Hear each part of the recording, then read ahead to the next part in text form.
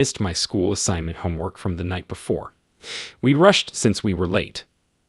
My mom lost control of the car when she turned around to go home, and we flipped. After then, I don't recall how long passed, but I remember experiencing a beauty like never before. Before commencing this reminiscence, I said there are no words to explain it. First, time appeared to stop. Everything happened at once. No English word exists for that. It was a beauty unlike anything I've ever seen, but it had no form. We have no word for this either. It was formless beauty. Usually, beauty has a form, but what I was experiencing was unadulterated beauty. It was absolute beauty, not simply beauty. I called it quintessence of beauty earlier. Subject and object were indistinguishable. It seemed like I was experiencing myself. Object and verb were the same. It was hard to tell what I was experiencing. There was no split. An understanding like no other, a wholeness, was beneath all of this. No words. I had a lacerated liver, colon, bilateral pneumothorax, fractured L2 vertebra, and prefrontal cortical trauma from the collision. After a month in a coma, the doctors offered me a 20% chance of surviving and a 90% probability of living in a vegetative state. I woke up from my coma and spent 3 months in the hospital. My maternal grandma adopted me when I left the hospital. She stayed with me in the hospital while I recovered. Long story short, her love, support, and care helped me beat the doctor's odds. My near-death experience wasn't with other entities, which many people prefer to hear about. I realized I was all these things. It took me 26 years to discover the correct vocabulary and terms to describe my experience. As I mentioned, there are no words to express it, but it's taken me this long to develop language to communicate about it clearly. Time was non-existent during the coma and near death. You don't know how long or if you fainted. Early in my month-long coma, I had a near-death experience. Your second may have felt like a millennium. Time is irrelevant because it doesn't exist. Perhaps I was there forever, but that's not truthful. We can measure time, but not what's over there. Hard to explain. My consciousness changed after this encounter. No one in my secular family had ever attended church or discussed religion before this. I struggled to explain my coma experience when I returned home. I started attending church. My Bible Belt upbringing led me to attend church when I could, seeking answers and someone to explain my experience. As I attended these churches, listened to sermons, and chatted with ministers, they shared fundamentalist beliefs they had read or heard from various sources. Nothing was based on experience. No one could explain or comfort me. I wanted to grasp what I had gone through, but no one could tell me or calm my worry. I had this inexplicable awareness.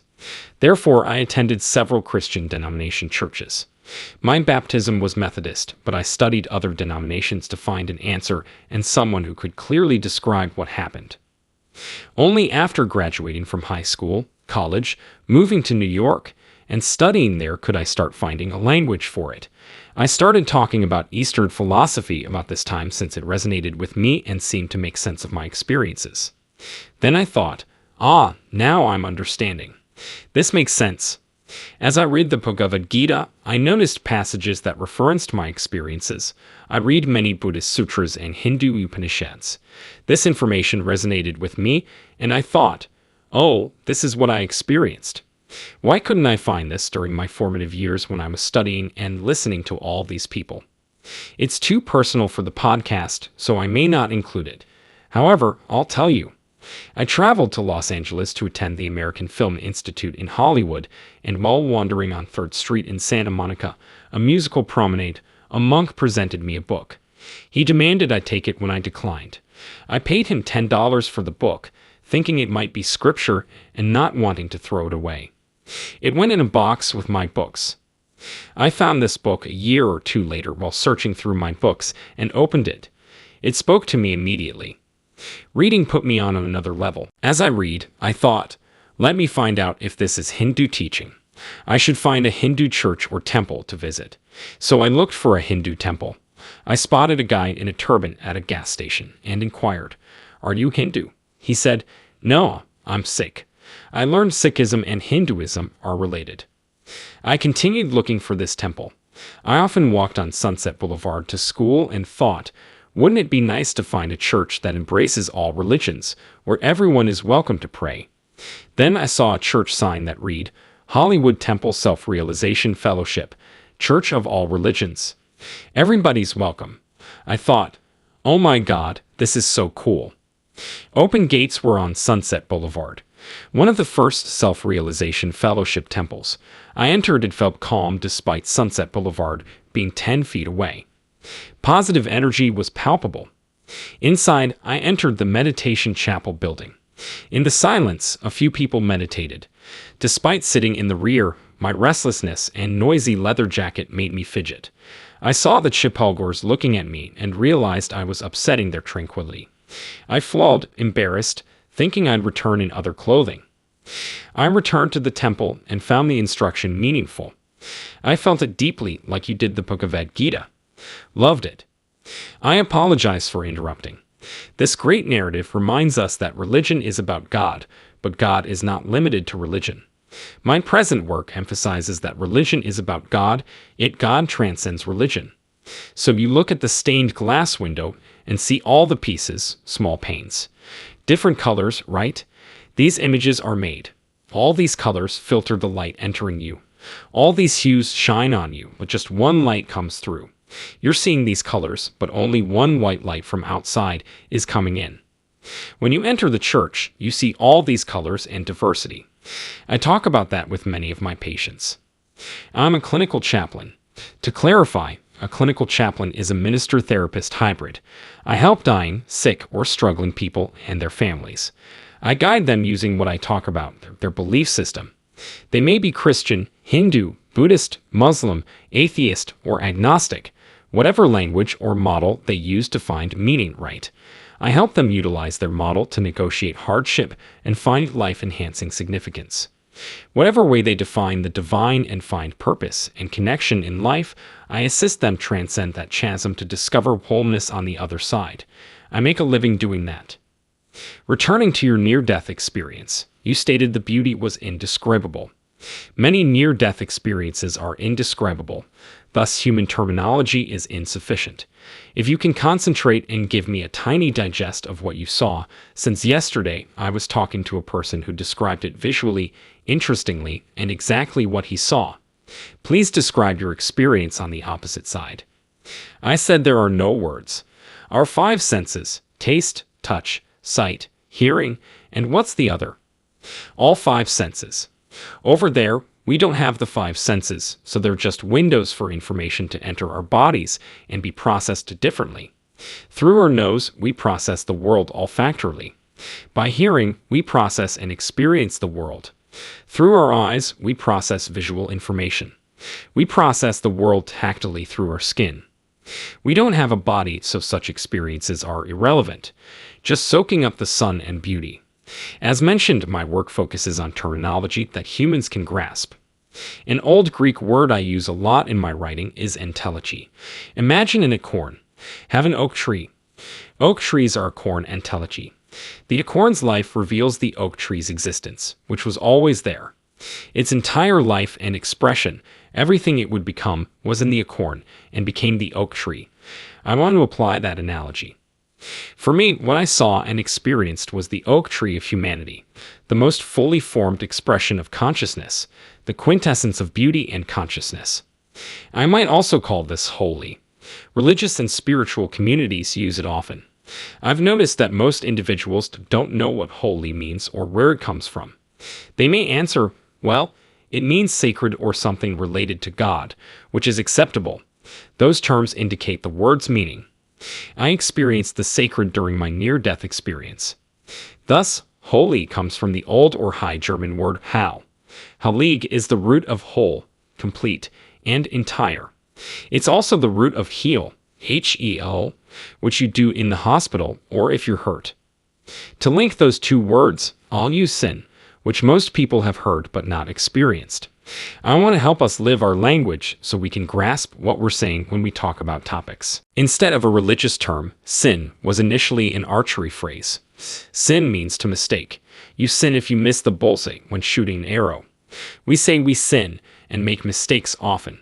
Sin is like falling short of God's glory or fullness and perfection. In archery, missing the mark is sinful. In archery, you go up and pull the arrow, trying again until you get it correctly. However, when we make a mistake, we experience guilt, shame, and punishment since we've sinned. Sin may teach us how to improve, grow, and find wholeness if we use it strategically. Like archery, if you make a mistake, try again and keep trying until you get it correctly. Sin could also mean separation, duality, or belief in separation from life. Healing is the journey from belief and separation to wholeness and holiness. If we go productively, we recover and return to wholeness, happiness, joy, contentment, and peace of mind. In our dualistic sensory reality, in God's domain, where we came from before we incarnated, there is no duality, it's beauty and fullness. Language is crucial to my job, and I've developed, carried, and returned with the knowledge of this. My life has been about communicating that to myself and others. Near-death experiencers often observe the tunnel, light, or life review. You didn't have this. It was like seeing God. That's what I saw, and it gazed at me. I realized I was that. Yes, my near-death experience was unlike any I've heard. I'm not disagreeing with anyone. My experience was different. Both Christian and Judaic scripture mention this. Have you heard the Christian Bible's Moses story? Know the Bible's Exodus story. This book's blazing bush says, "Go set my people free." Moses asks, "Who do I say sent me? Who gives me the authority to do this? Who are you?" The bush says, "I am that I am. That is my name now and for all future generations." God's name is I Am. It's fascinating that everyone you meet, regardless of who they are, what they believe, where they're from, or what culture they're part of, says I Am. We say God's name before our own. When we met this morning, you said, "Hi, I'm Sergio," and I answered, "Hi, I'm Zach." This spiritual presence is revealed before we say our names. Being is God, being is being. Being is a verb noun. Beingness is God. But I and you are humans, expressing ourselves via our individuality. We're Sergei and Zachary. I help individuals connect to this eternal presence and reality of completeness, fulfillment, and life, which I learned from my near-death experience. I received a massive download of information during my near-death experience, which took 26 years to assimilate. You know how computers work. What happens when you overload a computer? Crashes. Our brains store and process information like organic computers. Our brains process information linearly to prevent crashes and strokes. Every event in eternity is happening now. Life uploads that to our brains, like the acorn to the oak tree. I'm now processing my near-death experience after years, and I'm helping others go through it. Does that make sense? My experience and narrative are less relevant than what I learned and how it affected my life. I think that's practical. It was helpful because everyone had a near-death experience with different yet comparable details. They're fun, but I'm more interested in helping others. This improves my life. How? Can I aid others? Every near-death experiencer I spoke to wanted to come back to love, teach how to love, deliver this message, share this experience, maybe write a book about it, or teach people. Everyone wants the same thing, just differently. Have you authored a book? I'll do it. Currently doing my graduate degree. Writing or assembling my graduate thesis will incorporate my near-death experience. The Lord's Prayer in Aramaic, which is considerably different from our version, is my degree thesis. My journey to that is intriguing. I'll tell you after the interview. The original Lord's Prayer differs greatly from ours.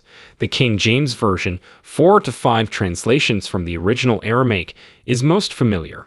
Since you speak various languages, you realize that translations affect things.